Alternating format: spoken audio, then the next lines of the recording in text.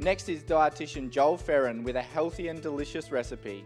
You may associate cheesecake as indulgent or naughty, but my recipe contains a number of important nutrients. If you want to give your nutritional intake a bit of a boost, consider using Ensure vanilla powder. It has protein and 28 different vitamins and minerals. This cheesecake is going to provide much needed nutrients to those people who need it most. As a dietitian who works in the aged care sector, I often say that we've got to make each mouthful count. Not only is this cheesecake a good source of calories, it's also got some extra protein. I've just melted the butter and I'm just going to leave that over here to cool, but we're going to get started on the biscuit base. Now blitz up 250 grams of ginger nut biscuits. Now I'm going to add my melted butter to the mix and combine until smooth.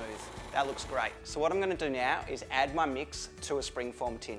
I've actually lined this one, greased it a little bit so it's good to go. Just gently spread the mix on the base of the pan. I'm just going to cover that with cling wrap and pop it in the fridge for about half an hour. While it's chilling, I'm going to get started on my cream cheese mixture. I'm going to add my cream cheese, sour cream, sugar, and my Ensure vanilla powder. Once that's well combined, I'm going to add my eggs and my vanilla extract.